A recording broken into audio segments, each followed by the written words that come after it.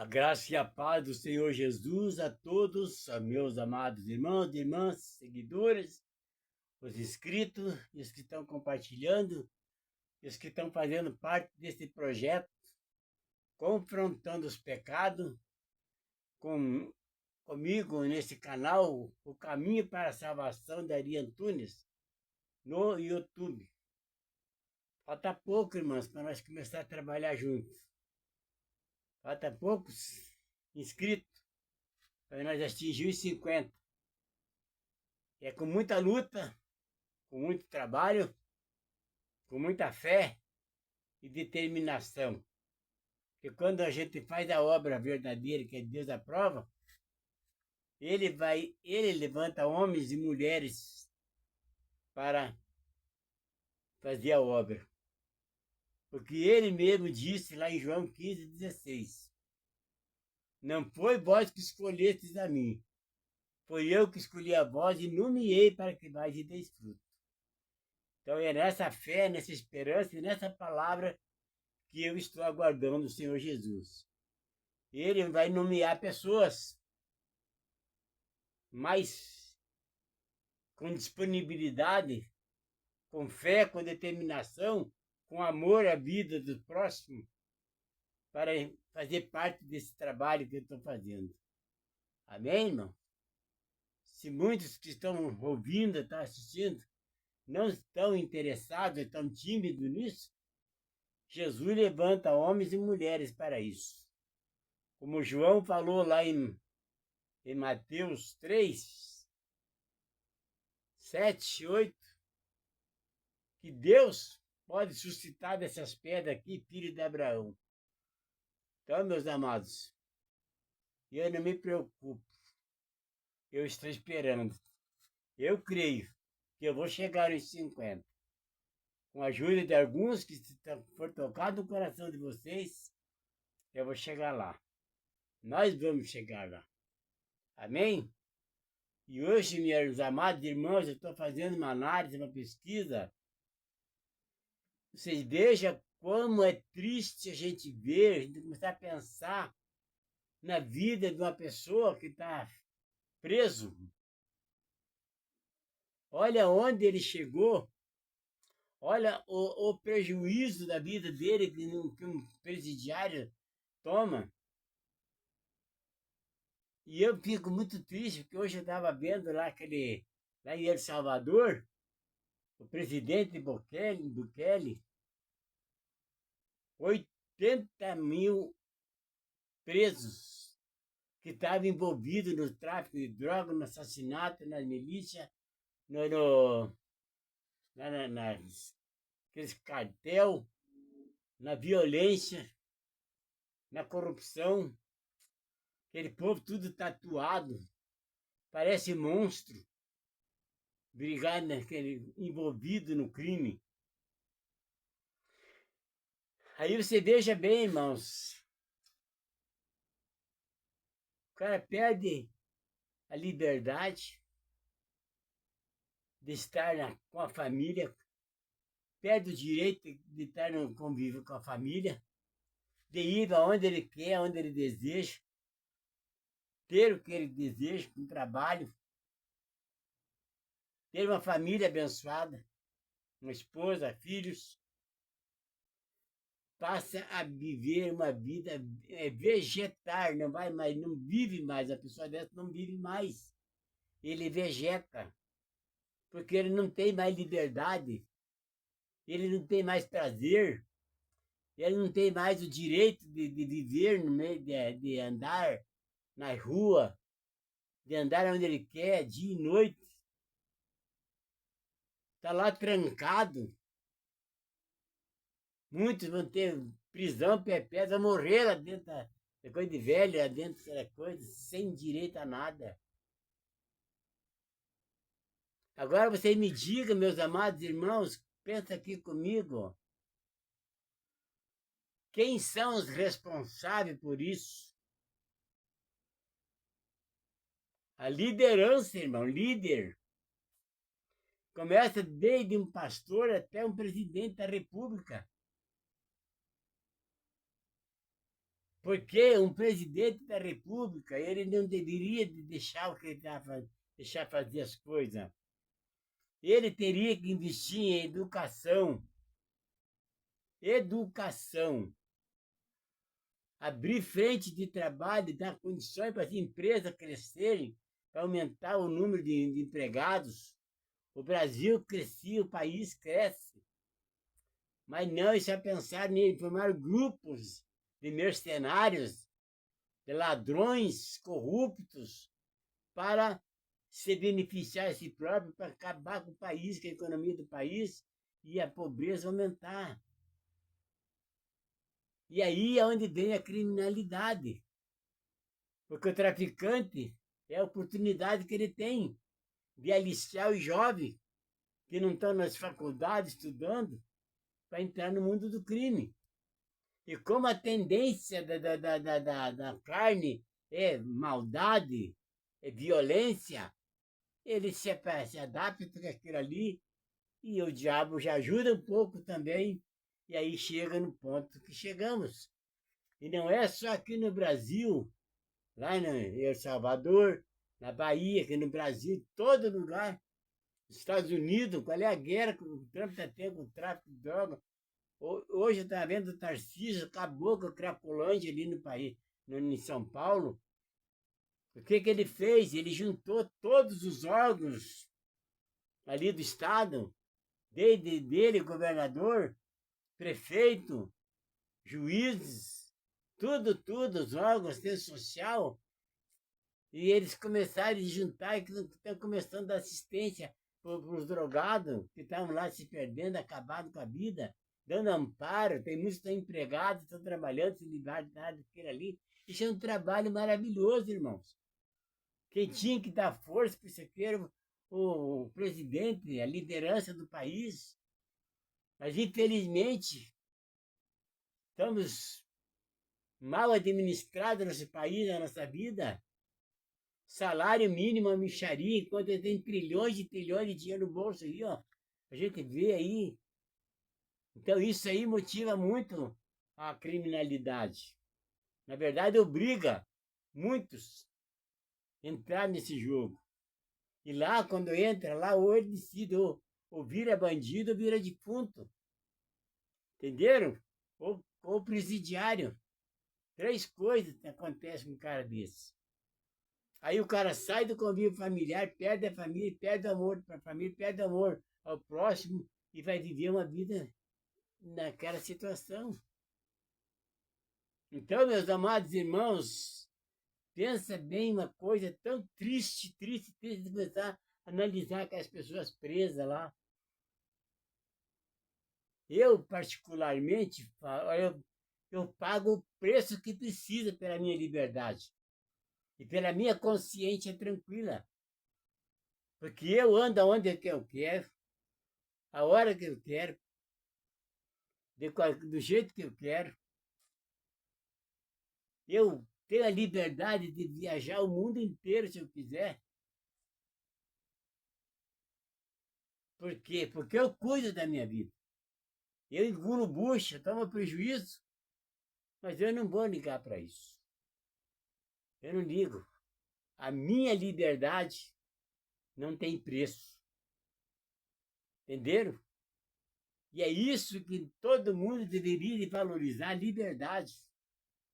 Mas, infelizmente, a estatística aqui no Brasil, 700 e poucos mil presidiários estão lá nos presídios. Tem mais 12 mil vagas, sabe? Pessoas, está faltando mais de 12 mil vagas para outros caras que estão soltos, porque não tem cadeia, não tem lugar para eles lá. Você veja, é uma cidade inteira, irmãos. Já pensou se todo esse povo estivesse trabalhando no país, todo mundo empregado, empresários? Esse aqui não seria um país de primeiro mundo?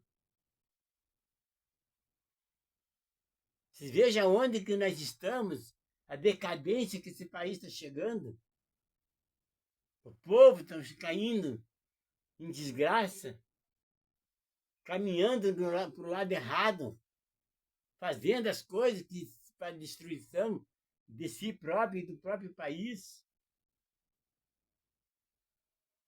Isso não traz uma situação para nós, uma motivação para você se apegar mais a Jesus, mais a Deus, para você não ter um filho, uma família, um membro da tua família numa vida dessa, no presídio? Agora me diga um cara que está preso, tem esposa, tem filhos e filhas. Que vergonha que eles têm de ter um pai na cadeia, preso. Um pai drogado, bêbado. Acaba com a moral dele, com a família. Destrói. Isso é falta do quê? Não é falta de Deus na vida de uma pessoa dessa? Então, meus amados, que hoje a mensagem que eu tenho para trazer para vocês, vejo que muitas coisas disso aqui, a responsabilidade é nossa também, de cada um de nós. Está escrito aqui no livro de Tiago, esse apóstolo aqui, ele escreveu 5 capítulos só, as epístolas dele. Mas olha, ela mexe com a carne, com a pessoa pura. Ele não vai lá, ele não fala para a gente as coisas por tabela, ele vem direto no assunto. Aqui no capítulo 4 de Tiago, ele está falando justamente a respeito disso que eu estou falando agora, da vida das pessoas que estão presas.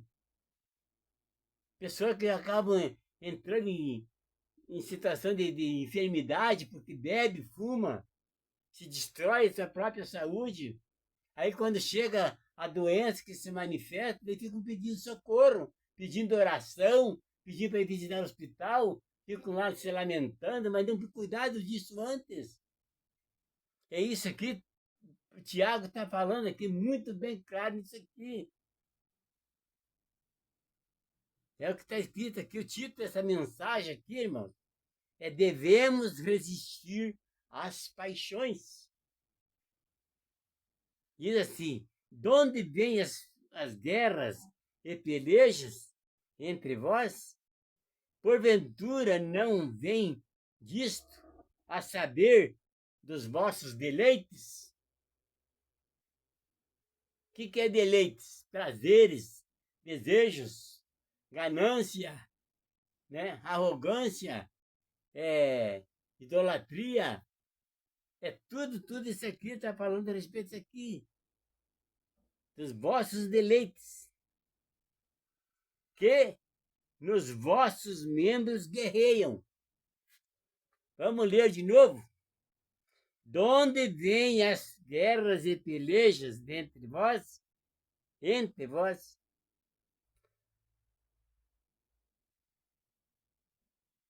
Não.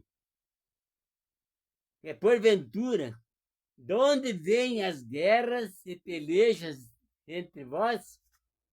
Porventura não vem disto, a saber, dos vossos deleites, que nos vossos membros guerreiam? A mão mata, rouba, destrói as pessoas. Entenderam? Então é deleites, membros. Olha o que ele fala aqui no verso 4. Adúlteros e adúlteras. Não sabeis vós que a amizade do mundo é inimizade contra Deus? Portanto, qualquer que quiser ser amigo do mundo, constitui-se inimigo de Deus. É isso aí. O resultado é a prisão, o resultado é a morte, o resultado é isso aí tudo. Porque não tem Deus. Ou cuidai-vos que em vão diz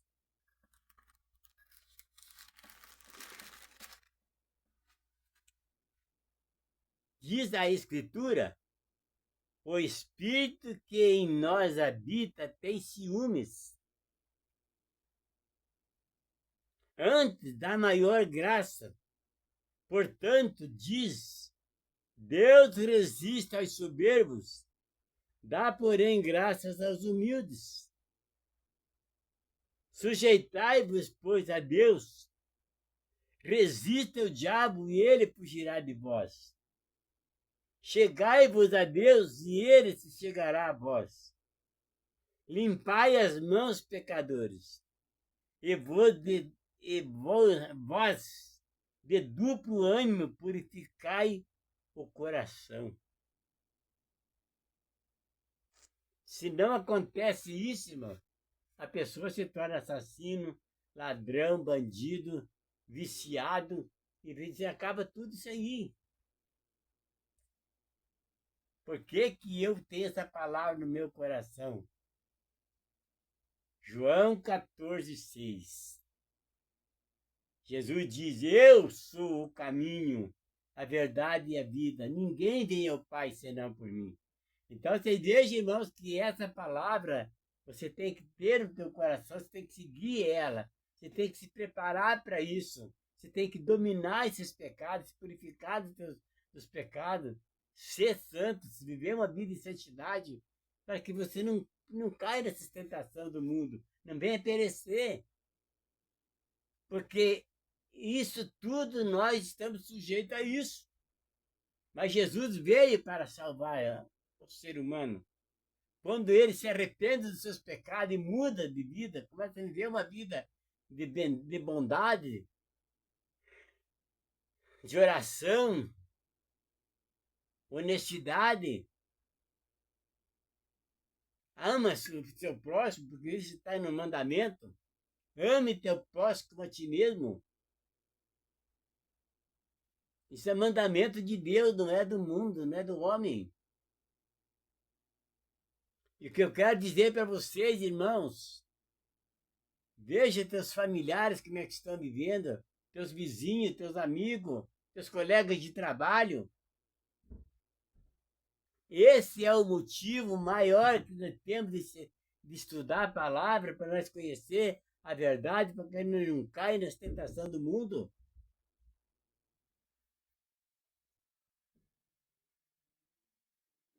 Porque o cair, irmãos, é fácil cair. Destruir tua vida é fácil. Mas para reconstruir é difícil, leva anos, leva tempo, sacrifícios. Não é melhor você seguir de onde você está para melhor? Do que você esperar cair primeiro para depois querer se levantar?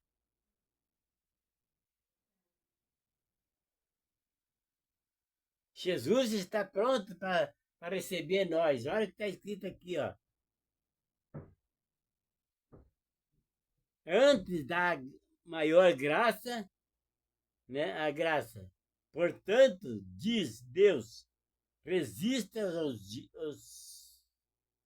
soberbos e dá graça aos humildes. Sujeitai-vos, pois, a Deus. Resisti o diabo e ele fugirá de vós. Chegai-vos a Deus e ele se chegará a vós. Está aberta as portas, irmão. Jesus está de braço aberto esperando você. Fale de Jesus para outras pessoas. Não deixe, não fique calado. Não deixe outras pessoas perecer por culpa tua. Vou repetir de novo. Apocalipse, no capítulo 21, no verso 8, diz: os tímidos, o lugar deles é um lago de fogo. Entenderam, irmão? Não brinca com isso. Não brinca com essas coisas do mundo. Não espere acontecer.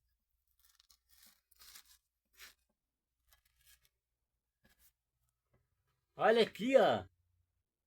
Veja bem, Deus, a promessa de Deus.